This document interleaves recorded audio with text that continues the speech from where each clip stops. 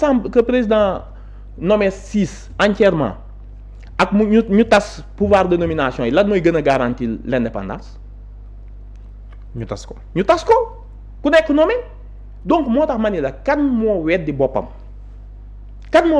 décision bi opposition war naa xam ni lii bu continuer lii conseil constitutionnel wax mais assemblée nationale dootul liggéey te ñoom du seen intérêt ndax nag l'assemblée vote la loi mais quand même.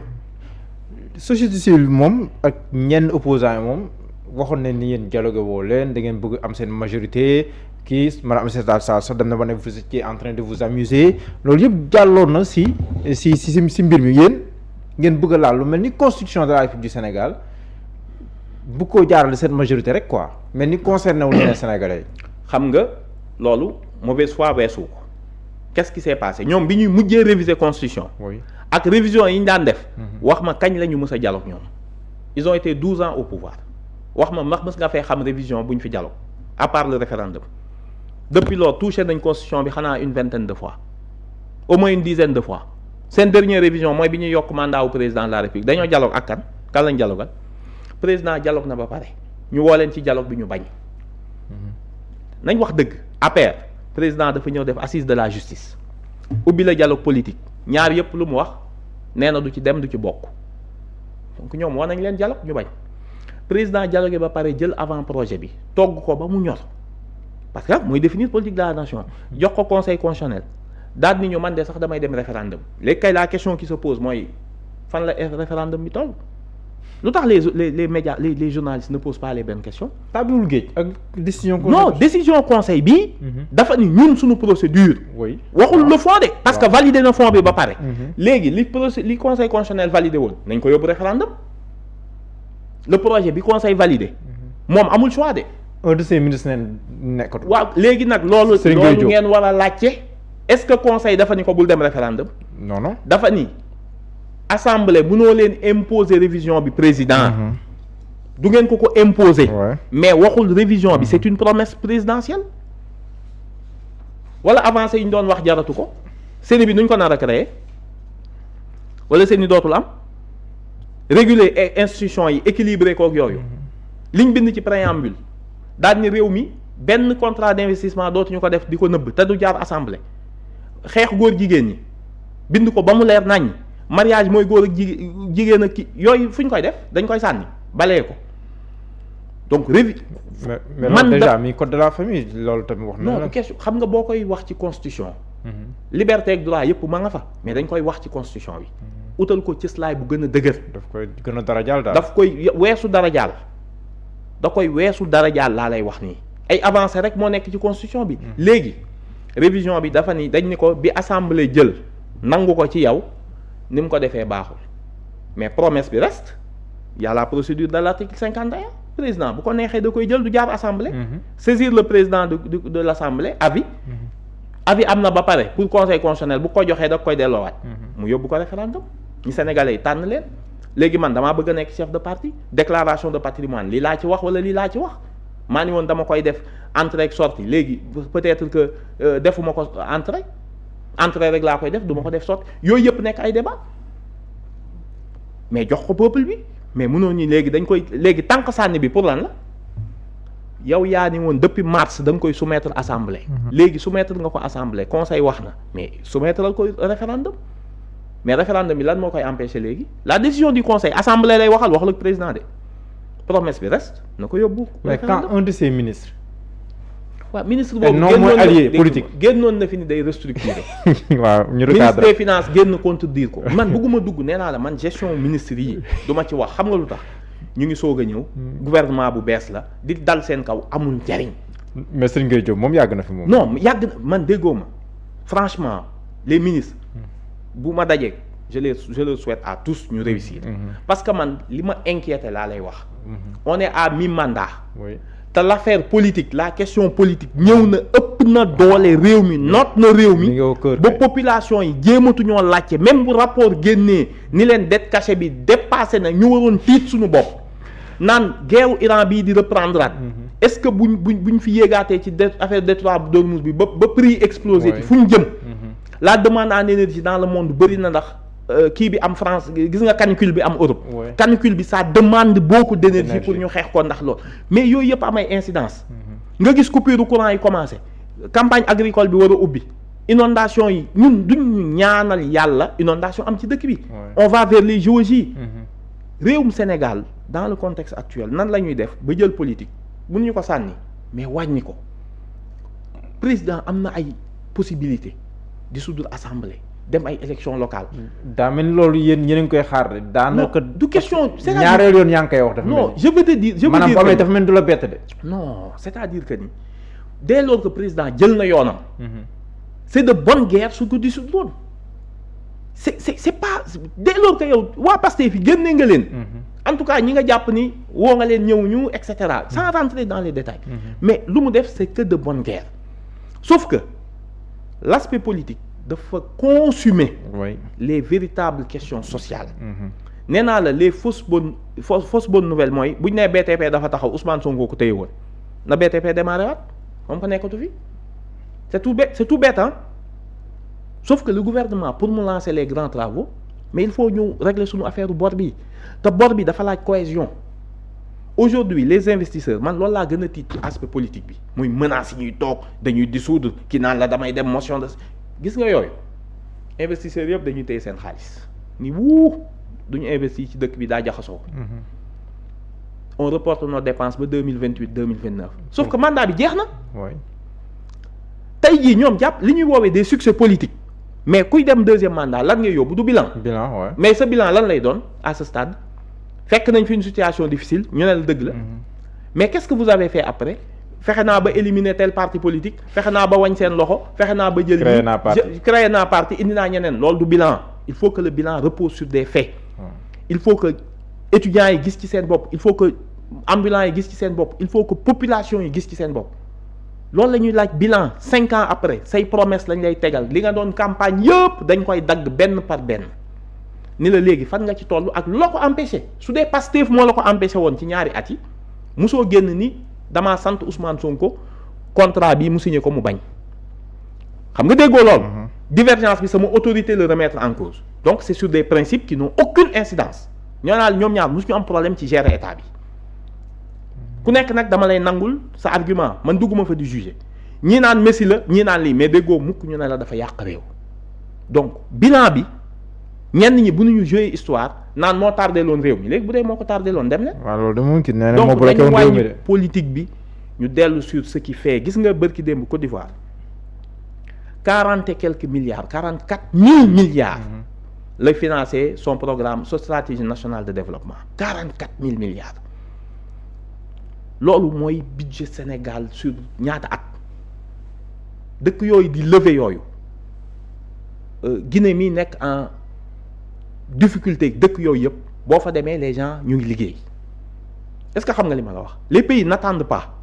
il faut que coow yi ñu wàññi ko ci politique les succès politiques maa recruté diw rejoindre na ma loolu du ndam man qu'est-ce qui m'importe su ma nekkee man pouvoir ñun bi ñu nekkee ministre dañ ñoo tere politique. Ah bon? Non mais ñun ñemewoo politique ndax président premier ministre week-end nee naa la booy dem conseil des ministres da ngay lox ba keroog ngay yegg ndax ay dossier rek lañ lay laaj fooy tale politique mës nga maa gis man bi ma nekkee ministre ma dem meeting fenn da nga koo gis ban ministre nga fi gis mu doon càmbal événement bu am nga daw jiitu fexe façon da nga koo est-ce que bi fi premier ministre Ousmane Sonko nekkee loolu ministre ñeme na ko tey ministre koo ci gis mu ngi bëgg a xëy jéem a samp sa bopp. seen stratégie nee naa leen daf doit être ngeen créer bilan pas ngeen samp localement fu ngeen sampul woon parce que nit ñi bu ñuy voter ils votent un bilan. D'accord. ils votent pas kenn koo xam ne dañ laa fal rek nga bëgg a ñëw ci quartier bi. mooy investissement à terrain mais léegi mën nañ dem foofu sax Touba Mbacké week-end bii nii inauguré ngeen fa seen ay sièges le président du parti Pastef def fa discours bi nag ñëw na si diggante ak président Bassirou Diomaye Faye si maanaam ni mu ko gisee léegi ak tamit li mu ko jox par rapport ak bi mu ko dénkee woon parti bi la si xew yëpp wax na tamit ne que si wàllum contrat yi am na si loo xam ne ñun siy dellu gannaaw te itam bu nekkee dañuy continuer si loolu bu jaree motion de censure sax dinañ def motion de censure ak kàddu yi nga xam te ni yëkkati na fa si xaalis bi mu jàpp ne tuur waat na Touba mu jur réaction par rapport ak ñoo xam dañoo dëkk si loolu dañoo dëkk Touba loolu yëpp Amadou avec le recul ban jàngat. li ma la wax la rek c'est que les vieilles pratiques politiques man c'est ça qui va me faire mal encore une fois man dara duma metti man séparation bi vraiment mënoon nañ ko vivre calmement nangul président su ma woowee ay ministre ni leen kaay leen liggéey ak man ñu ne ñoom ñëwuñu ma limogé leen kooku xoolal kenn du ci wax mën nañ ko nangul on l'accepte mais li ma la wax mooy deux choses on doit être vigilant ñoom ci seen bopp ñu comprendre ni le projet Pastef mënoo ko diluer soo ko diluer rek di nga indi ay contradiction parce que day commencer indi ay renoncement man du ma wax reniement ni trahison à un projet ay renoncement te wax naa la état yëpp bi ñu ñëwee fu ñu waroon nationaliser directement bi ñuy xeex ñu ne léeg-léeg lii ñoo ko moom dañoo war a nationaliser ko bañ duggee dañ koo libéraliser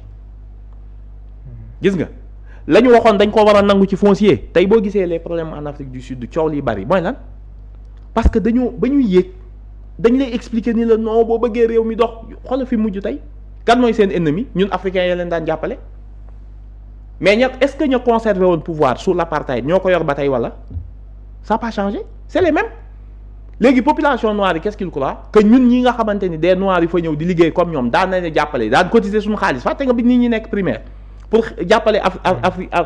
apartheid xeex ko dañ daan cotiser tey ñooñu ñoo nekk les ennemis mais ñi conservé woon mine yi ñu yore les propriétaires fonciers ba tey da ngay ñëw ñu ne la boo ko dindee réew mi day narmeelu peut-être que loolu on peut en parler ci régime bi après apartheid est-ce que dañu waroon bale yooyu lépp redistribuer neexul maanaam nangu ñi nga xam ne dañoo accumuler sur la base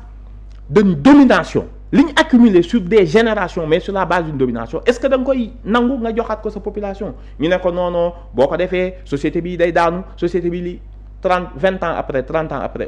fan lañ nekk xëy suba di chasser ay africains régime du weddi boppam lu mu metti restez sur vos principes mais dañ naan la génnal ci patriotisme bi ak souveraineté bi libéraliser ICS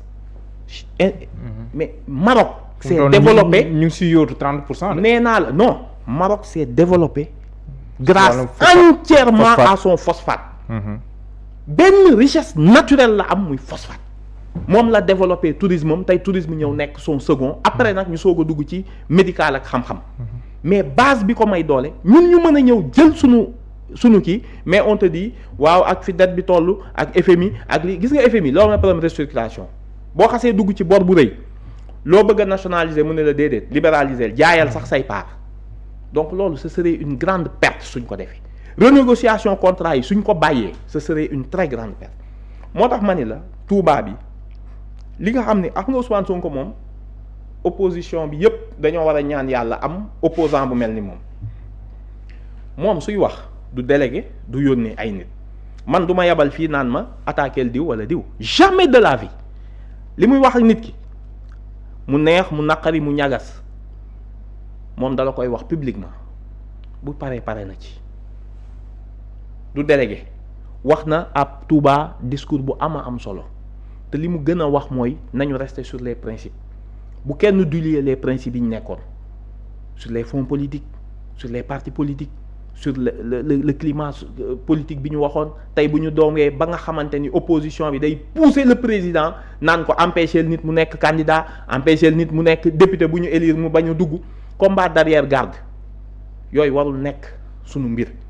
na nit ñi gersu tuuti xool. mais boo waxee déception utilisé wu ba mais déception si président Diomaye waxee na ko noonu dem sax booy fàttali bi nga koy dénk par ndeke taw dafa bëggoon créer un parti dans le parti est-ce que amoo gêne tuuti si ñaan ñu àndoon campagne. man xeex naa ba sonn pour président Ousmane ak président Diomaye premier ministre Ousmane ak président Diomaye ànd man bi may xeex sama position mooy man maa nekkoon mandataire nee naa la man dama koo yéene tey ñiy nekk di ñu wax dara ak yooyu man xam naa li ma ko yéene woon est-ce que je me suis trompé ba ma gëmee ni moom mën naa yore réew je ne me suis pas trompé bu ko président Ousmane désigné wul woon du ma nekk mandataire am ñoom ñaar dañoo seqante famille man ñenn ci ñoom biñ ñëwee di wax ak man dama ni leen gis ngeen bu ngeen moytuwul ñaar ñoo xam ne liens yi la ñu am ngeen fexe ba dox ba séparer leen histoire dina bind seen tur te billaahi du ngeen ci rafet tey Thomas Sankara xale yi xam nañ ko ba tey ka ko trahiroon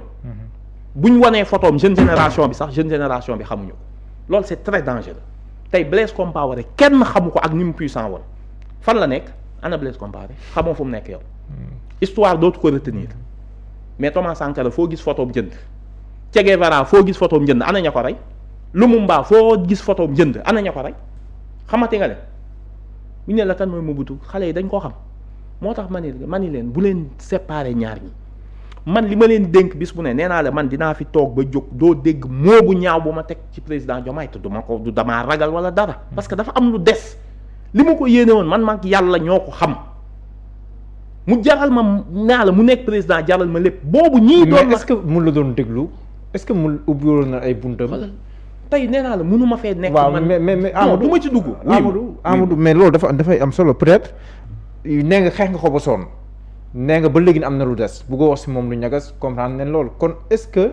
te moo xam na la xamante ngeen est-ce que ubbil na la bunt ba ngeen mën a waxtaan ba mënoon éviter lu mel ni peut-être en tant que son mandataire.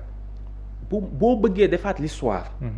non man lu récent bi laa non lu récent bi li nga ma bëgg a wax la moo ko waxee rek ni non daa tëju daa bañoon du loolu xam nga lu important. oui dama ni leen bu ngeen yeggee ba niveau séparation. ñun nous sommes des réalistes ah. oui man problème bi ñun ñëpp xamoon nañ fi mu jëm. rien ne nous a surpris de te nekkuñu fi naan diw am dëgg diw a tooñ l'essentiel ñun dem nañ féete fi ñuy féete. am nañu ne président Diomaye moom du tooñ. voilà qu'est-ce qui est important mooy yéen ñaar adversité politique yegg leen ci pas de souci. président bëgg na second mandat na ko jaral mais ñi ko wër histoire day bind di nga àppoo vent te tey booy dugg ci réew mi xëy na dañ lay jox autorisation. te nekkoon nga fi koo waxul mu génn du génn te yow boo fi bëggee dugg dañ lay jox autorisation. àddina noonu la sa frère di président Ousmane jàppante leen ci adversité politique parce que ñun waa Pastef xam nga ñun adversité politique moom amuñu ci yéem a ngarale de. ñun quand on est dans l'adversité politique dañ ciy nekk. mais on le fait de façon élégante nee naa la ancien régime bi xoolal ñi ñu jàpp ñëpp kenn quasiment jàppuñu la sur le régime Pastef de c'est des rapports sous l'ancien régime benn yóbbuñu ci kenn kaso ñun ñu partagé wala ñu jubilé on est neutre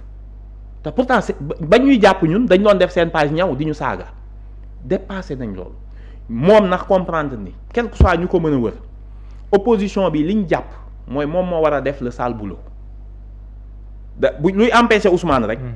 na ko defal parce que xam nañ ni bu ko defee du ci mucc ñoom ñu soog a ñëw ramasser la monnaie moo tax ñu nekk ay troisième larron opportuniste yu toog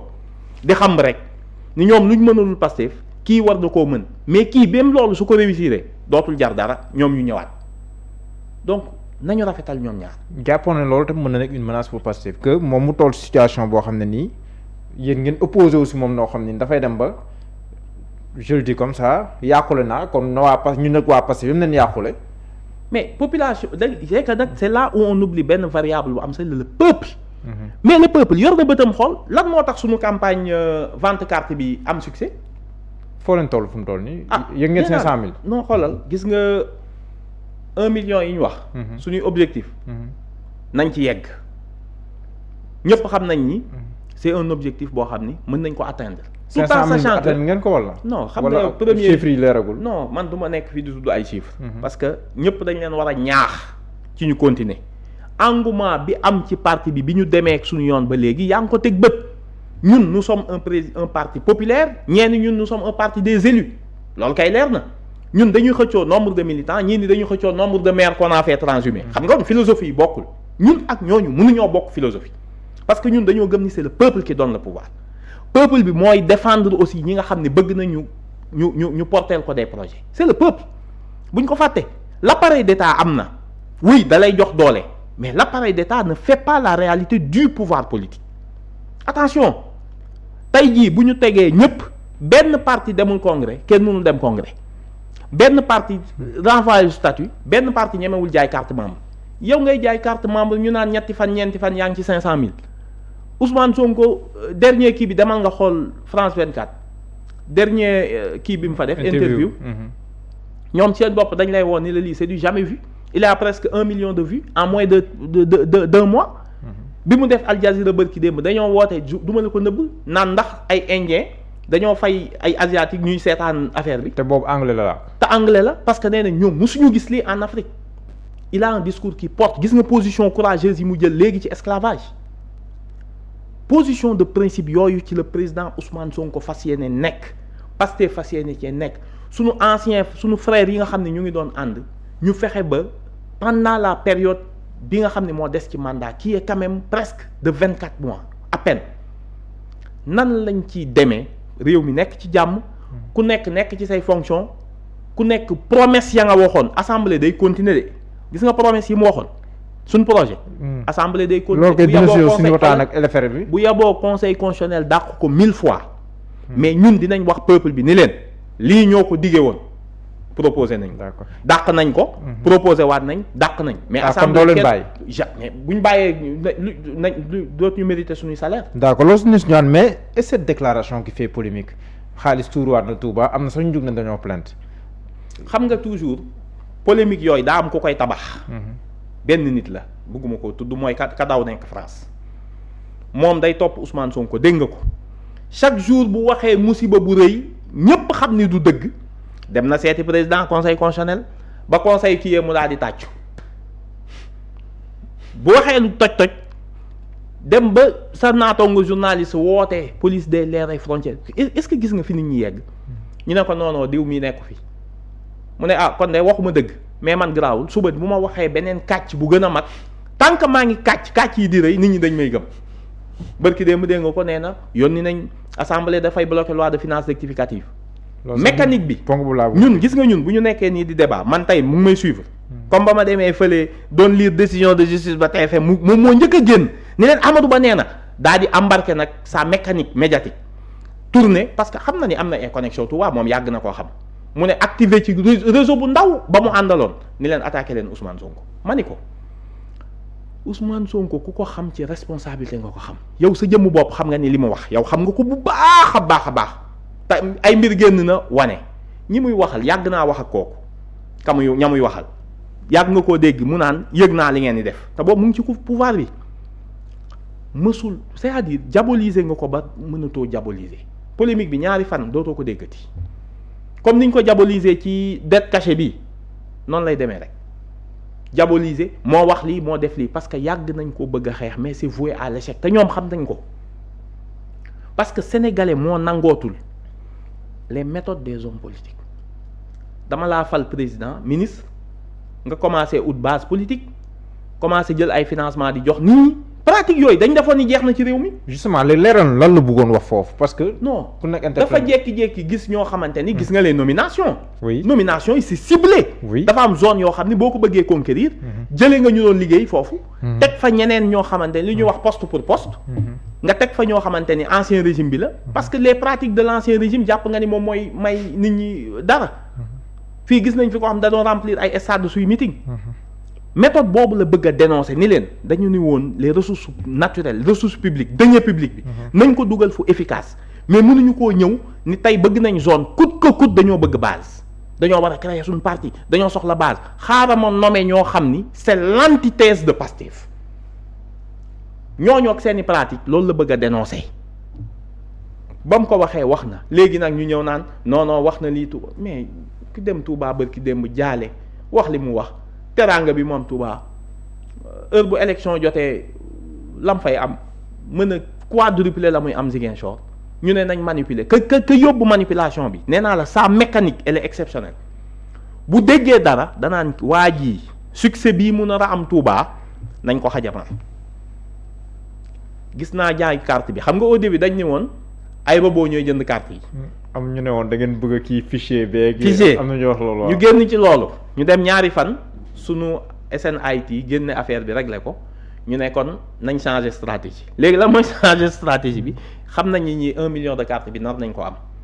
te Touba bokk na foo xam ni fa lañ ko nar a amee ndax on a vu le succès bi fa Ousmane Sonko am ñu ne nañ ko créer benn polémique manipuler ñetti nit ñu ne nañ leen dem porter ji plainte boobu fan la jëm ki muy waxal xam na boppam wala ñaar ak ñett ñi muy waxal xam nañ seen bopp yooyu yëpp amul solo xam nga lu am solo nee naa la instant bi nañu revenir sur les fondamentaux président am na lot de promesse bu mu def bu jàppee ni ñee waa boor bële ñi ko doon xeex mën na ànd ak ñoom pour réaliser promesse bi